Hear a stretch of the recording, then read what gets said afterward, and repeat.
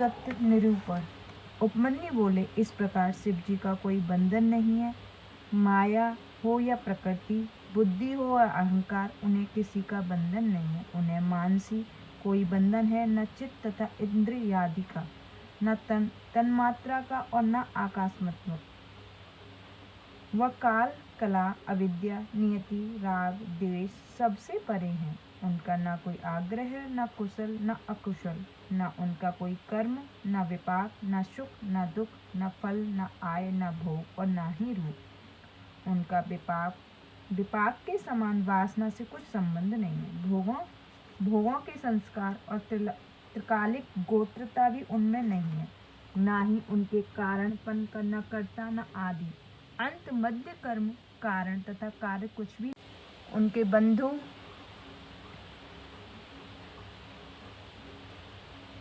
आदि, अंत, मध्य, कारण, उनके बंधु, शत्रु, नियता, प्रेरक, पति, गुरु, त्राता, शम और अधिक कुछ भी नहीं है। उन्हें जन्म मरण, कंचित अकांक्षित, विधि निषेध, मुक्ति और बंधन कुछ नहीं है। उनमें अकल्याणकारक वस्तु कुछ नहीं है। सब कल्याण ही निवास करते हैं। सब में कुछ शिव हैं, अपनी शक्ति से अधिष्ठित हैं। उनका अच्युत भाव सब में सर्वदा अधिष्ठित है। तब जिस कारण यह स्थावर जगत जंगम शिव से अधिष्ठित है और सब में शिव स्थित हो रहे हैं, यह तो जानकर फिर चिंता क्या करना। ऐसे परम महान सर्व रुद्र पुरुष को नमस्कार।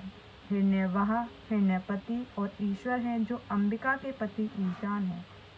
धनुर्धारी और वृषवाहन, जो एक रुद्र पर ब्रह्मा, पुरुष, कृष्ण और पिगल हैं। वह बाल ग्रह मात्र के हृदय के मध्य गहर में स्थित हैं, जिनका रूप असृण ताम्र पदार्थ और हरणे के समान है।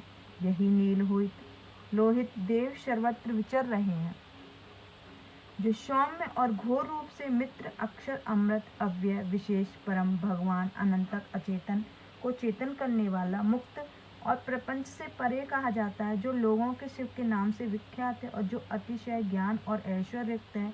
उनमें अतिशय भक्ति होने से अवश्य स्थिति प्राप्त होती है, ऐसा विद्वानों का कथन है। वही कल्प के आदि में उत्पन्न चारों सर्गों के उत्पन्न करने वाला, ब्रह्मा का वेद को उपदेश करने वाले हैं। वही कालक्षेत्र से वर्जित गुरुओं की गुरु, सबके स्वामी हैं। उनकी शुद्ध शक्ति सर्वोच्च, सर्वमान्य और स्वाभाविक है। उनका अप्रतिम ज्ञान नित्य और शरीर अत्यंत ही निर्मित है। उसमें जातीयता और द्वैतादि आदि नहीं है। उनमें अत्यंत बल और सुख है। उनमें बल, तेज, भाव, वीर्य, शांति और करुणाभास सर्वदा ही से परिपूर्ण है। यद्यपि उन्हें स्वयं के लिए कुछ प्रयोजन नहीं है, तथापि जीवों पर अनुग्रह करने के लिए वह उन्हें कर्मों का फल देते हैं। उनका वाचक ओमकार है, वह परमात्मा और शिव है। उन प्राणवाच्य शिव की भावना और जप करने से परासिद्धि प्राप्त होती, इसमें कोई संदेह नहीं। इसी से शास्त्र ज्ञाता उन्हें एका अक्षर ब्रह्मा कहते हैं और बुद्धिमान उनका ध्यान करते हैं। इस प्रवर्ण की 4 मात्रा हैं, जो वेद का शिरोरूप है: अकार, उकार, मकार और नाद। अकार उकार ऋग्वेद ने कहा, मकार समावेद और अर्थवेद ने कहा।